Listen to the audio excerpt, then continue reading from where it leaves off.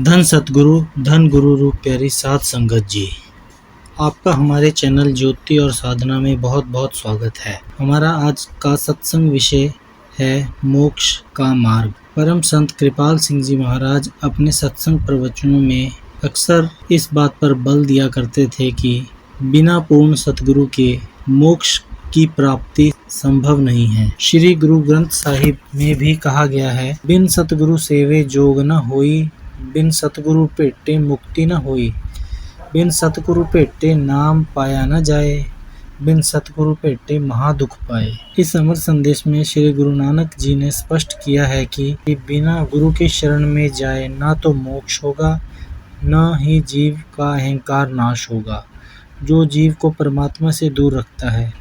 सतगुरु के सेवे अर्थात शरण में जाए बिना जोग अर्थात साधना सफल नहीं हो सकती। गुरु जी की शरण बिना नाम नहीं मिल सकता, नाम बिना मुक्ति नहीं हो सकती। झूठे गुरु से भी कोई कार्य सिद्ध नहीं हो सकता। बिना सतगुरु के महादुख होगा तथा बिना गुरु की शरण मानव जन्म को जुए में हारे जुआरी की तरह जन्म हार कर मर जाएगा।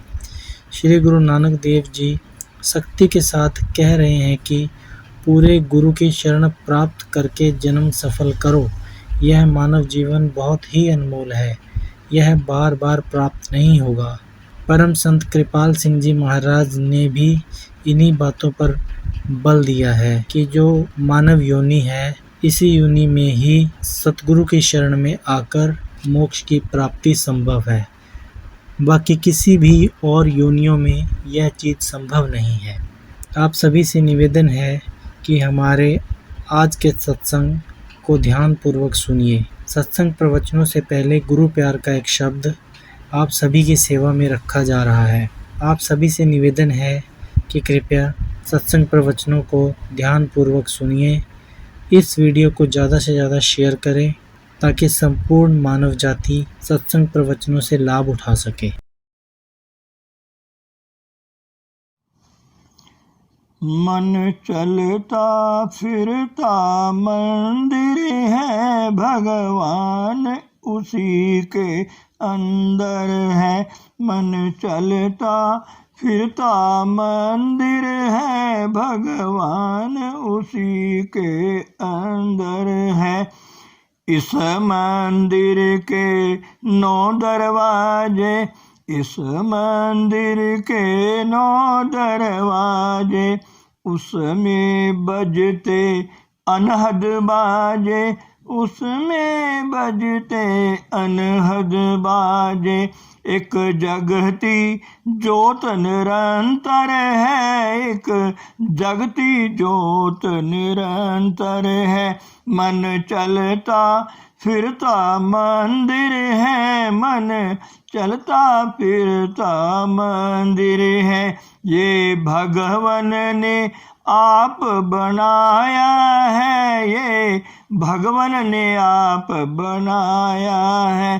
सारा जगत है इसकी छाया, सारा जगत है इसकी छाया।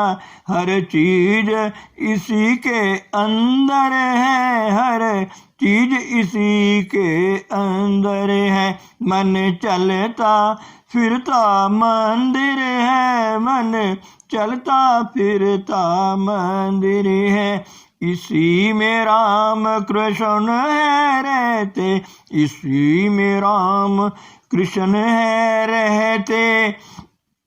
इसी में ब्रह्मा विष्णु है रहते, इसी में ब्रह्मा विष्णु है रहते। हर देवता इसी के अंदर है, हर देवता इसी के अंदर है। मन चलता फिरता मंदिर है, मन चलता फिरता मंदिर है, भगवान उसी के अंदर है। इसका भेद गुरु से पाले, इसका भेद गुरु से पाले। अंतर का अंधकार मिटा ले, अंतर का अंधकार मिटा ले। क्यों भूला माला अंतर है, क्यों भूला माला अंदर है। मन चलता फिरता मंदिर है, भगवान इसी के अंदर है। मन चलता फिरता मंदिर है, भगवान उसी के अंदर है। मन चलता फिरता मंदिर है। गुरु प्यारी साध संगत जी, अब हम आपको सत्संग प्रवचन परम संत कृपाल सिंह जी महाराज जी के बताएंगे, जिनमें उन्होंने बताया है कि मोक्ष प्राप्ति का साधन, कि मोक्ष कैसे प्राप्त की जा सकती है। हम अपने आप को भूल गए हैं, अपनी चेतनता को भूल गए हैं। हमें यह खबर नहीं कि हम शरीर हैं या शरीर के स्वामी। हम मन इंद्रियों के अधीन होकर बाहरमुखी दुनिया में फैल रहे हैं। मन का रुख यदि इंद्रियों की ओर होगा तो वह बाहर फैलेगा। यदि इसका रुख आत्मा की ओर होगा तो इसे अपने आप की सूझत होगी, अपनी चेतनता की सूझत होगी। केवल इसका रुख बदलने की आवश्यकता है। प्यारी साध संगत जी, यदि इसका रुख इंद्रियों की ओर हो और वह फैलाव में रहे तो इसका नतीजा क्या होगा? जहां आशा तहां वासा। जहां अटैचमेंट, लगाव हो, जहां लगन लग जाए, बार बार वहीं जाएगा। यह जन्म मरण का चक्कर, इसका संसार में आना जाना बना रहेगा। सो फरमाते हैं कि श्री गुरु नानक साहब कहते हैं कि हे मूर्ख मन, तू अपने घर रहना सीख। जब तक बाहर यह भटक रहा है, आत्मा भी इसके साथ भटक रही है। आत्मा चेतन है, मन जड़ है। आत्मा अकर्ता है, अभोक्ता है, अजन्मा है। मन के साथ, साध संगत जी, मन के साथ लगकर जो जड़ है वह जड़ भी जड़ बन जाती है। फिर यह करता भी है, भोगता भी है। यदि आत्मा को मन के पंजे से स्वतंत्र कर दिया जाए, यह मन से अलग हो जाए, तो फिर यह स्वतंत्र है। नहीं तो उसे जन्म मरण के चक्कर में बंधना पड़ता है। जड़ का खासा है कि इसका रुख नीचे की ओर होता है। मिट्टी के ढेले को कितनी भी ताकत से ऊपर की ओर फेंको, वह नीचे ही गिरेगा। बत्ती को जलाकर उल्टा भी कर दो तो भी उसकी ज्योति का रुख ऊपर ही रहेगा। आत्मा चेतना है। यदि मन से जो जड़ है अलग हो जाए तो यह स्वतंत्र होते ही आकाश की ओर उड़ जाएगा। तेरे रहने का स्थान अर्श है। कहाँ की तू रहने वाली, कहाँ की है? कहाँ मिट्टी में तू रुल रही है। परंतु इस बात का अनुभव तब पैदा हो यदि वह बाहर भटकना छोड़ दे। इसलिए गुरु नानक साहब उपदेश दे रहे हैं कि हे मन, तू बाहर भटकना छोड़ दे। 9 दर ठाके धावत रहाए, 10वें निज कर वासा पाए। ओथे अनहद शब्द बजे दिन राती, गुरमती शब्द सुना बनिया। यह 9 दरवाजे, यह मार्ग जिनसे हमें बाहर दुनिया में हम फैल रहे हैं, 2 कान, 2 आंखें, 2 नासिका, मुंह और नीचे की 2 इंद्रियां, इन मार्गों से बाहर फैलने की प्रवृत्ति को रोकें। और 10वां जो गुप्त मार्ग है निज घर जाने का, उस मार्ग में प्रविष्ट हों तो वहां प्रकाश भी है और ध्वनि धुन ध्वनि भी है। सो परमात्मा का अलफ बे क ख तब आरंभ होती है जब मन बाहर से हटकर अंतर्मुख हो। आत्मा भी तभी ठहरेगी क्योंकि दोनों मिले जुले हैं।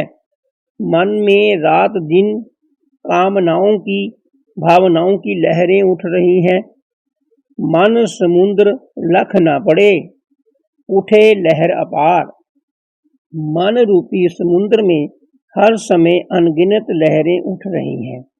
कभी काम, कभी क्रोध, कभी लोभ, कभी मोह, हंकार के प्रबल वेग चल रहे हैं। जब तक यह वेग या लहरें बंद ना हो, मन बाहर फैलाव में भटकने से रुककर अंतर में खड़ा ना हो, उस समय तक हकीकत की झलक नहीं मिलती।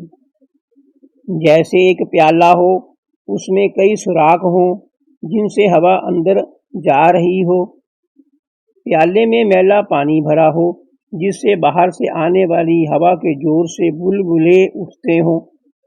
इस पानी में आप यदि अपना मुख देखना चाहो तो क्या वह दिखाई देगा? पहली बात यह है कि बाहर से हवा के आने के जो मार्ग हैं उन्हें बंद करो। पानी खड़ा हो जाएगा, फिर उसमें फिटकरी डाल दो जिससे मैल फट जाएगा। अब उस पानी में मुख स्पष्ट दिखाई देगा। मन रूपी प्याला है, इंद्रियों के इसके सुराख हैं, इनसे दुनिया की हवा अंदर आ रही है। आंखों से, कानों से, स्पर्श की इंद्रियों से अंतर में मैल जा रही है। 5 इंद्रियां और 5 कर्म इंद्रियां हैं जिनसे संस्कार आते हैं। इस प्याले में आगे ही मैला पानी भरा है। जन्म जन्मांतर के संस्कार आगे ही भरे पड़े हैं और नए संस्कार आ रहे हैं। इस मैल छांटने का उपाय या फिटकरी जिससे मैल छट सकती है केवल नाम है, और घट घट में वह अंतर की मैल छांटने वाला नाम मौजूद है। उपनिषद में आया है, इंद्रियां दमन हो, मन खड़ा हो और बुद्धि निश्चल हो, तब आत्मा का साक्षात्कार होता है। श्री गुरु नानक साहब ने जपजी साहब में भी इसका निर्णय किया है। फरमाते हैं कि पर ये हाथ पैर तन दे, पानी धोते उतर सखे।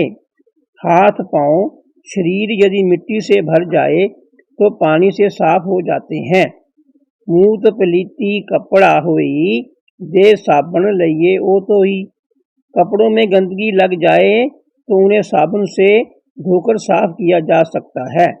और अंत में फिर कहते हैं कि भरिए मत पापा के संग, ओ तो पे नावे के रंग। मन में जन्म जन्मांतर के जो संस्कार चले आ रहे हैं, जो मैल इकट्ठी हो रही है, उसे धोने का उपाय केवल नाम है। सो पहला उपदेश श्री गुरु नानक साहब यह देते हैं कि मन को बाहर भटकने से रोको, उसे अंतर में खड़ा करो। नौ धर देख जो कामन पुली, वस्तु अनूप न पाई। आत्मा जो 9 द्वारों से बाहर भटक रही है, वह उस अनूप वस्तु से, उस अनमोल चीज से बेखबर है जो उसके अंतर में है। वह अनूप वस्तु है परमात्मा परिपूर्ण, उसे नाम या शब्द भी कहा है। वह गॉड इन एक्शन पावर है।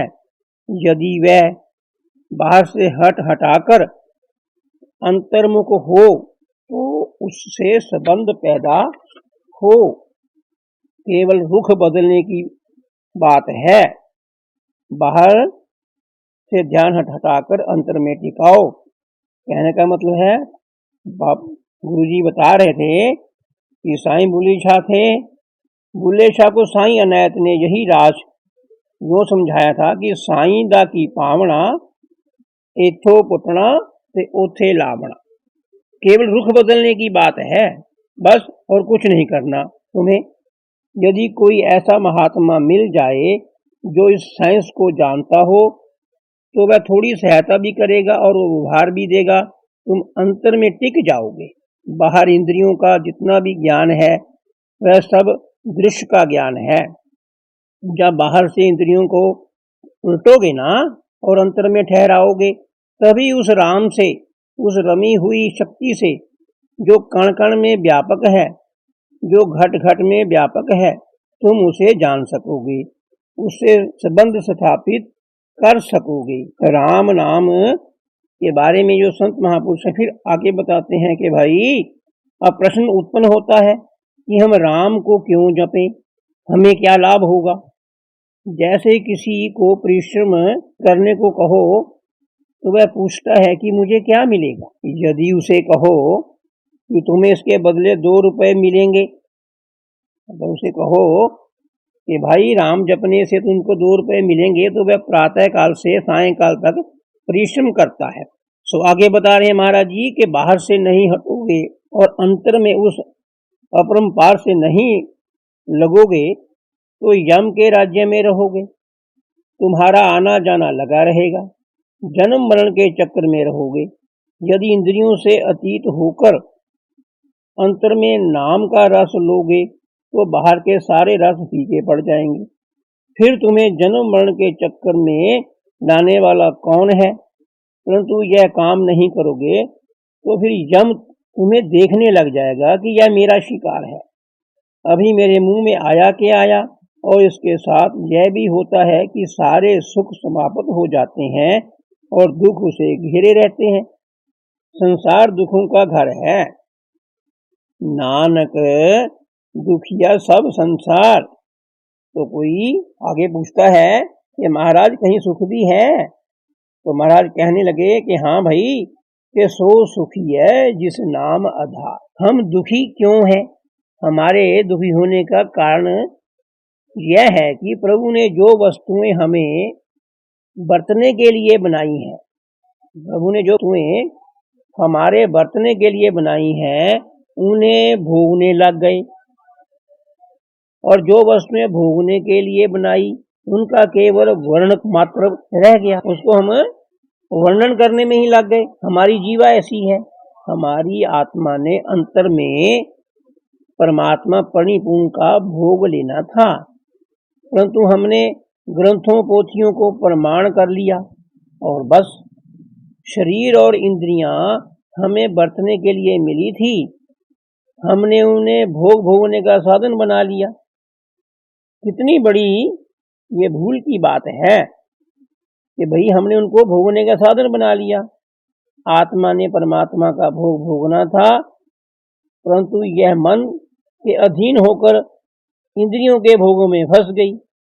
सो परम स्वामी कृपाल सिंह जी महाराज गुरु नानक साहब के जो वचन है वो बता रहे हैं कि श्री गुरु नानक साहब कहते हैं कि बाहर से हटकर अंतर में राम के संग लगो तो यही मुक्ति, यही मोक्ष का द्वार है, मार्ग है।